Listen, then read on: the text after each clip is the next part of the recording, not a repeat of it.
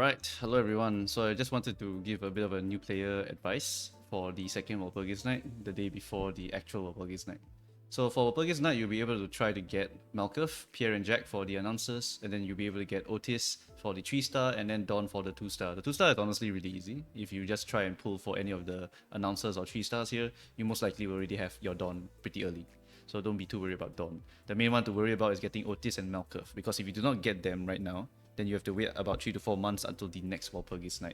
That's the only time you'll be able to get these units again, or maybe announcer. I'm not sure if the announcers will be dispensable in the future, unfortunately, because this is the first time we see the announcers. So if P1's really nice, then they're going to make it so that the announcers are going to be dispensable in the next one. Otherwise, we will have to deal with these announcers being part of the pool in the next Walpurgisnacht. So what you want to do as a new player is you just want to go and pull for your 3-star. As much as possible. Just dump all of your lunacy, see what you can get. Because when you're pulling this banner, you also have a small chance of getting the Regret Faust as well as Regret Meursault from the first Walpurgisnacht. And those two characters are really good. The Ego Meursault is really strong because it gives your Meursaults plus 2 coin power. Plus 2 coin power straight up on the passive is just really busted. So basically a must get. And then for Faust, pretty much Faust is really strong for any Tremor team. And if you pilot her correctly, you are able to just do a bunch of AoE blunt damage anyway. So it's quite solid, and also pretty much a staple for every Tremor team. Yep, so really good stuff to be trying to get here in the banner. So while you're pulling for these, hopefully you'll be able to get the other ID and Ego. Those two will not be rate up. The only ones that are rate up are the announcers as well as the Outis Magic Bullet and Dawn. So that is the only thing you'll be getting for this banner. You can also pull all the way until 200. This 200 here is the hard pity in this game. Pretty much you'll be able to go and dispense whatever you want after you hit this hard pity. You'll be able to dispense your Outis, dispense your Pierre, dispense your Malkuth. I do not recommend dispensing Dawn. I think that's not really worth it. Just use this 200 to go and dispense your higher, the harder to get IDs and announcers. Right. So with that out of the way, this is actually one of the best banners to pull for a new player, because you can get spooked by pretty much every single unit in the game from Season 1 and Season 3. Season 2 units will not be spookable, unfortunately. Season 2 units are, unfortunately, you have to wait until Season 4, then you'll be able to get them. So you are only able to get your Season 1 and Season 3 stuff right now. The good news is that the Season 1 stuff is actually really strong anyway. You get stuff like Ninclair, right? Or Grippy Faust. Grippy Faust is also really solid. So yeah, you have a lot of good options to be getting while pulling this banner. So this is really one of the best banners, I would say, for new players to just dump their lunacy on and see what they can get.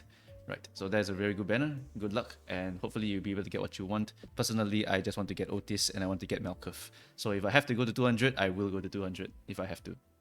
Right, and then following that, we have the event. The event for this Walpurgisnacht is going to be a bit of an episode as well. So there's going to be some story stuff. If you have not caught up to the story yet and you don't want to be spoiled, feel free to skip this story, because usually P-Moon will make it so that the stories will be viewable forever. They've done it for pretty much every side event in the game so far. I think the Bongies, you can see the story. You can actually see the scrap story as well. You can see the Christmas story anytime you want, most likely afterwards as well. So pretty much P-Moon loves their story, so they will always let the new player just go and view their story again. So feel free to skip if you want to. Right. And if you don't care, then feel free to go and read it. Right. So the event itself is going to be a throwback to Lobotomy Corporation. In Lobotomy Corp, we had to go and suppress ordeals. Basically, when we get deeper into the game, there will be these like ordeals that will trigger. Dawn of Green basically is an ordeal where a bunch of robots will come and try to kill all of your characters. Not a super hard one. You can just swarm them with a bunch of your pawns, so it's not too bad. In this Limbus Company version of it, we will have normal dungeon and hard dungeon, a bit similar to Mirror Dungeon. And what happens is that in the normal dungeon, you assemble a team of, I think, 5 players. These 5 players here, the first one that you select will be considered the team captain, and the team captain will get a buff as well as an extra action, as you can see over here, for Outis. So she'll get a special buff underneath her, we do not know what that is yet, and she'll get 1 extra action. So this opens up a lot of different plays for a lot of different characters, because if you, for example, give this extra action to Yi-Sang from as well as Sun Shower stuff, then you'll be able to build up your tremor count really fast, and then you can use your skill 2 to AoE them really fast as well. That could be potentially one strat you want to do, or maybe just give it to Ninclair, right? Because you give it to Ninclair, then you just corrode yourself even faster, and then you do a bunch of damage in exchange for that. Yep, so there's a lot of different options. Give it to a charge character, they can charge up even more. Give it to someone that needs to build up their status and then consume it. It always helps to have one more extra. For example, Dichi, yeah, just give her even more shit to discard and just punch more. Yeah, that's some good shit. So opens up a lot of team building. The buff, not sure yet, so maybe the buff will help to determine what is very optimal for this one. So this event, you have a 5-turn limit, and then you have to kill 30 robots here. So whichever one you hit first is pretty much what you get. I think you can kill above 30 if you wanted to, as long as it's within the turn count. But the moment you go past the turn count, the encounter will be over. So that is the only thing that you need to care about. Just keep killing, just keep killing. So I would say that AoE egos as well as damage types that these robots are weak to are probably going to be the most important things to bring, and probably you want to bring characters that have humongous damage potential so that you'll be able to just shred through the enemies and make it so that you can clear the entire 30 enemies really fast. And if you're a new player and you don't have that, well, I'm pretty sure you can just borrow a unit anyway. This menu here seems pretty much like you can borrow. I know borrowing is like a very subdued mechanic. The game doesn't ever tell you how to borrow, so I'll probably just make a video guide or something in the future to show you how to borrow. Right, so that is going to be it for this entire event. Basically, when you have done your event, you'll be able to come to this mission page here, and you can see what are the other ways you'll be able to go and clear in order to get rewards. You can get some pools. Usually the cosmetic stuff is going to be for people who have played this game for very long and they're able to max out everything. But for new players, if you just want to get the resources, the actual like usable resources, then you don't actually need to go all the way. Pimon usually makes it so that it's like halfway, or maybe like 30%, maybe like 70%. For the 100% stuff, that one is really just cosmetic stuff for the old players. So don't worry too much about missing rewards. And anyway, I'll probably just make a guide if it's just too hard or anything like that. Right. So with that out of the way, moving on, I just want to talk about this less important thing, but it's just really cool that they're doing it. They're going to add unique status effects to Mirror Dungeon, essentially. These special effects are basically statuses that affect other statuses. Nails, for example, affects bleed, and then Dark Flame affects burn. So we will be able to get different unique statuses from now on that will affect other statuses. So I can't wait to see the one for Poise, the one for Rupture, and the one for Tremor, because I want to see how they change the entire archetype. Although a lot of them are really strong right now. I think Rupture, really powerful with the entire team. You can stack up a lot in the Mirror Dungeon. Burn is going to be crazy once we get Dark Flame. Dark Flame is going to go crazy hard. And yeah, there's a lot of good stuff here for the unique status effects. Then lastly, the major change here is that all of the ego gifts are going to be made more consistent, and it will help to fuse the archetypes together. Why? Because last time, when we apply bleed, right, it had to be specifically bleed and not nail. So what happens, for example, Wound Clerit. Wound Clerit is a famous ego gift, right?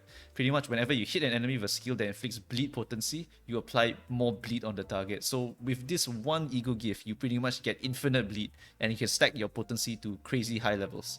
So this is a really powerful ego gift, but it only triggers when you have bleed potency. So you see the problem here is that nail is not bleed potency, nail is nail. Nail helps to apply bleed count and potency when you apply it. So this is the problem this ego gift used to have. Now with this or unique bleed that they added, that is going to help the consistency a lot. It means your nail plus bleed can be slapped together, and you can get a team comp that actually enjoys the ego gift together. So that is really nice, and I think it will actually open up the way to fusing all of these ego gifts together.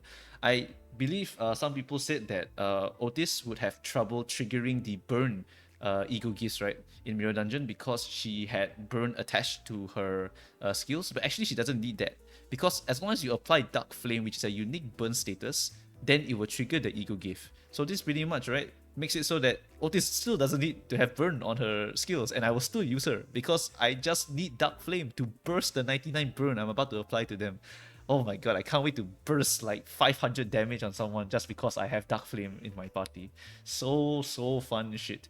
And then you can see all of the different ones. For example, we got a count, right? So some of the gifts, they used to only trigger on potency only and no count. So now they're adding count as well to make it even more consistent. So the team building is going to be a lot easier and consistent, and you can just do a lot of different variations that you couldn't do beforehand. Yeah, very, very cool stuff. Like, look, Poise Potency will count, Sinking Potency will count, Rupture Potency will count. And then in the future, I bet we'll get like Rupture unique status in the future for this Ego Gift, or Sinking unique status for this Ego Gift as well. Yeah, all of this stuff is just real, real good shit. And it shows that P-Moon is just going to go down the route of making it so that we have mono status stuff, and maybe in the future also even more mono and mono element stuff. Right now we have mono envy, we have mono gluttony, we have like a lot of mono stuff, right? Can't wait to see like what's the mono ref gonna be. Mono ref is definitely gonna be just like the Liu gang or something like that. Yeah, really, really cool shit. For the bug fixers, I don't care, and then 300 lunacy. Yeah, so pretty much that is it. That's all I wanted to talk about. Pretty much for the banner stuff, this is probably the part that people care about the most. You can go and dispense the other two, Ego and ID from the first Walpurgisnacht, but you cannot dispense the ones in the current Walpurgis. So Outis and Dawn are the only two that you can go and extract. You are not able to dispense them, but you can dispense Regret Faust and Regret Meursault, and you can also extract them at the same time. So while you are pulling for your Outis, you can maybe hope to see one of them, then you can save 400 shots. So yeah, pull first, dispense later. Okay, and that is pretty much all I wanted to talk about for the new players. Good luck on your banner. I am aiming for Malkuth and then Outis and then Dawn. I'm going to use all of them in Burn as well as Rupture. I really cannot wait to see the coinage on Outis. If that skill tree does like what 30 something damage, whew, imagine slapping that with the LCCB Ryoshu passive. Oh boy, something's going to explode. And if the enemy has Burn on them also, they're going to explode even more. Oh, I can't wait to see like 2000 damage or something on Outis. Okay, anyway, that is it for this. If I missed out anything or you guys have any other tips you wanted to add for any new players, then feel free to just add it in the comments below. And that's it. Thank you guys for watching, and goodbye. Good luck on your pulls. Alright, bye bye.